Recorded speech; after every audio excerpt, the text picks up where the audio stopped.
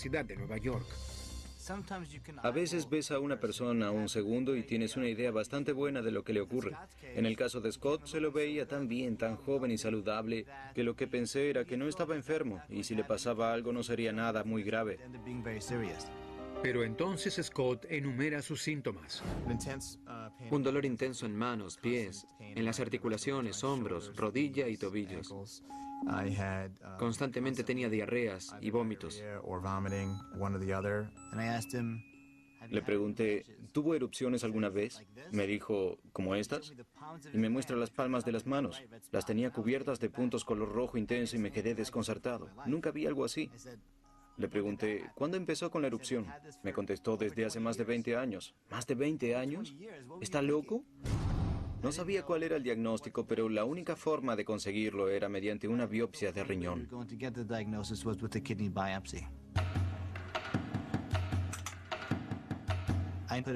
Le clavé una aguja en la espalda, presioné el botón y un mecanismo extrajo una pequeña porción del riñón. El médico envía la muestra al laboratorio y Scott, ahora internado, espera los resultados. El doctor Matalon me dijo, tengo buenas y malas noticias. Las malas son que no saldrás pronto del hospital, pero las buenas son que creemos saber qué te ocurre. En base a la biopsia, el doctor Matalon consulta al doctor Greg Pastores del Laboratorio de Neurogenética. Ansioso por hablar con Scott y ver estos hallazgos, el doctor Pastores acude de inmediato a la habitación de Scott. Estábamos en el hospital con Scott y el doctor Pastores comenzó a hacerle preguntas muy específicas. Le pregunté si experimentaba dolor en manos y pies, si tenía alguna erupción extraña, si sentía fatiga, si sudaba o no transpiraba en absoluto. Y mencionó una serie de cosas, 1, 2, 3, 4, 5, 6, y mentalmente iba tildándolas todas en mi cabeza. Me sentía mareado. Era asombroso porque todo estaba en mi mente como síntomas que yo tenía, pero nunca pensé que estuvieran relacionados. El doctor Pastores cree saber lo que Scott padece desde hace tanto tiempo, pero necesita otro análisis para confirmarlo. El análisis confirma que Scott tiene una deficiencia de alfa-galactosidasa A. La alfa-galactosidasa A es una enzima que regula una materia grasa en particular llamada GL3, que se encuentra en algunas células. Con los resultados confirmados, hace un diagnóstico oficial. La deficiencia que padece Scott es la causa de un desorden conocido como enfermedad de Fabry. La enfermedad de Fabry es un desorden metabólico. Los que la sufren carecen de la enzima alfa-galactosidasa A. Sin ella, la materia grasa se acumula en las células de los vasos sanguíneos, nervios y otros órganos, lo que causa erupciones, dolor articular, problemas gastrointestinales y disfunción de las glándulas sudoríparas. Es poco común, solo una en 120,000 personas lo padece. Sabía que la enfermedad de Fabry podía causar falla renal, pero nunca creí que lo vería. Es la clase de síntomas que crees que solo verás en los libros.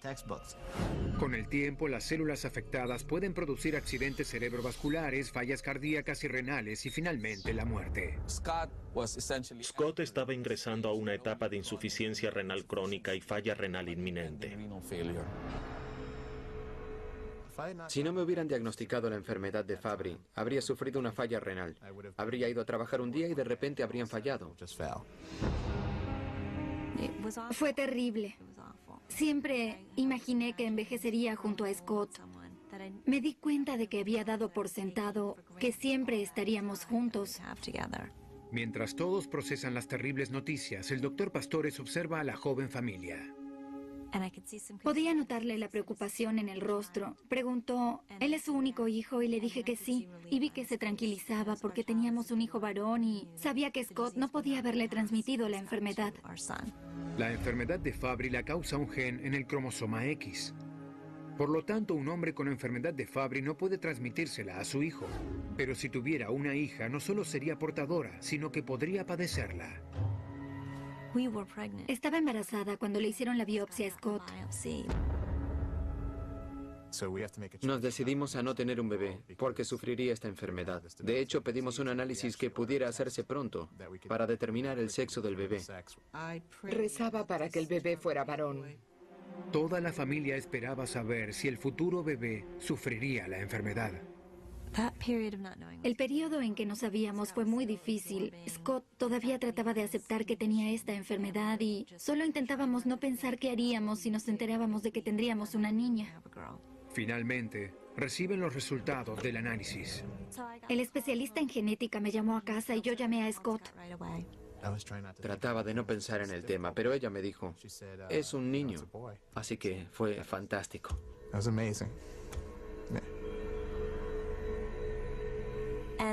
Sentí que era una señal de que todo se resolvería para Scott y para mí.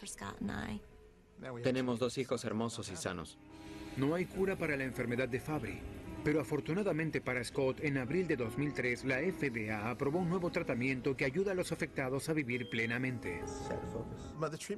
El tratamiento para la enfermedad de Fabry se llama terapia de reemplazo enzimático y esencialmente se crea una enzima sintética y te la inyectan cada 2 semanas por el resto de tu vida. Hoy Scott goza de excelente salud. El dolor articular, los problemas estomacales y los otros síntomas disminuyeron o desaparecieron, y la amenaza de falla renal inminente prácticamente se desvaneció.